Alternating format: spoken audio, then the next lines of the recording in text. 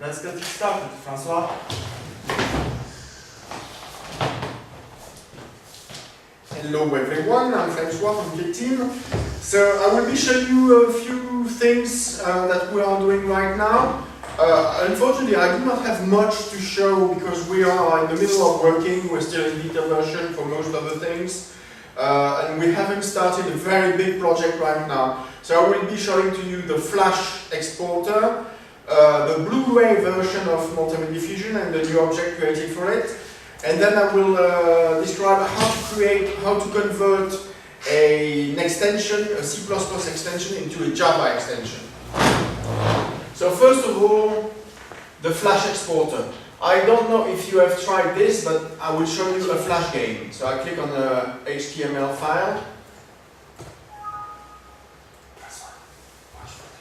Yeah. So you know this game certainly, but this is the Flash version. You will see that it is exactly the same, apart from the sound that they are not implemented right now. It's exactly the same then. Yes. Okay, works. As you can see, the Flash engine is really smooth. It works very well.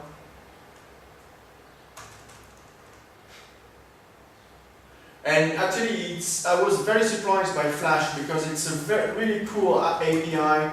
It works very well. The compiler is brilliant. It's a very nice product, Flash. Just for information, I can tell you that on this display, everything is an object in a display list. So every element, every counter, every number is a single element in the list of displays. So, and every loop, the display is entirely reconstructed from scratch, but it works very well, as you can see. So I can show you another one.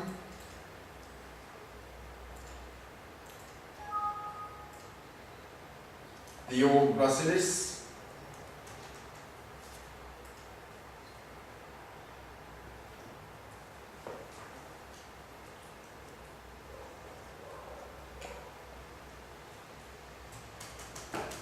So here too, it's exactly the same game than the C++ version. And this is the two games I've been showing to you are by far better than 99% of the actual Flash game you can find on the internet.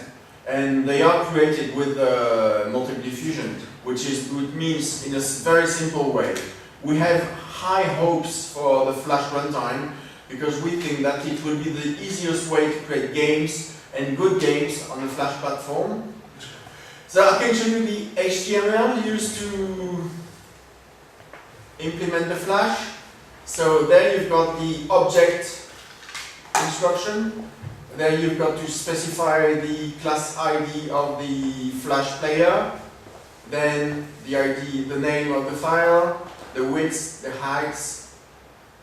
So the Flash player sometimes has to download some stuff from the internet. So you actually need to provide him with a place where it can download the libraries missing for the game, and then the different the color of the background and the name of the SWF background color, and as well all the parameters. This file is automatically generated by Multimedia Fusion when you create a Flash application. So I will be creating a simple Flash application to show you how it works. So new. So first of all, I just have to say I want a Flash application,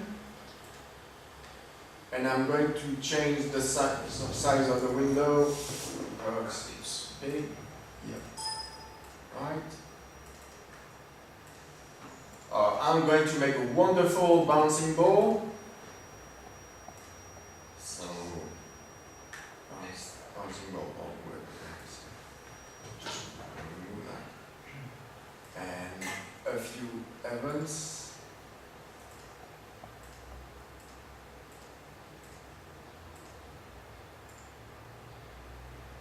Okay. So let's go back to create your Flash application. You just have to build it. It's very simple.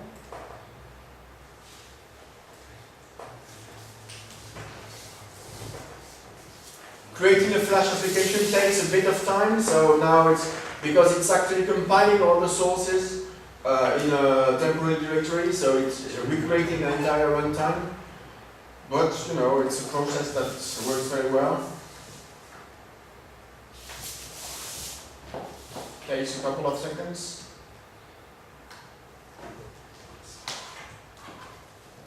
Yeah, that's finished. So now I've got my new Flash application. As you can see, it created the HTML file automatically. So if I start it, you've got the bound symbol. So creating a Flash application is going to be as simple as that.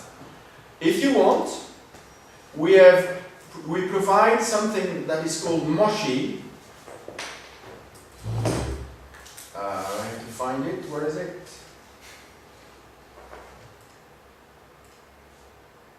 Yeah, Moshi. Let me find it.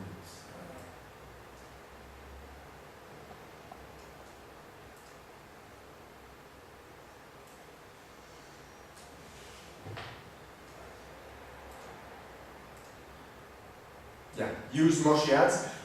Moshi Ads is an online system to make advertisements. So if you click Use Moshi Ads, it will automatically create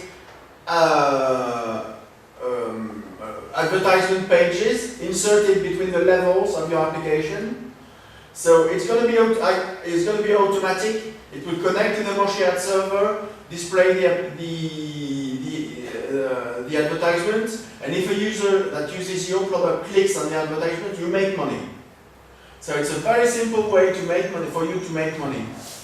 I can't show it to you here because my computer is not connected to the internet, but it's just simple. Use Moshi Ads, and if you want, you can also have Moshi Ads at the end of the frame, end of frame ad. So it's a very simple way for you to make money.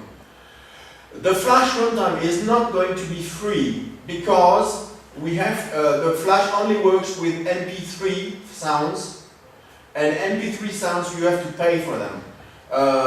As we need to implement in Multimedia Fusion not only the reader of MP3 but also the compressor in MP3. For example, if you use a WAV file in your application and save it as Flash, this WAV file has to be converted into MP3 automatically.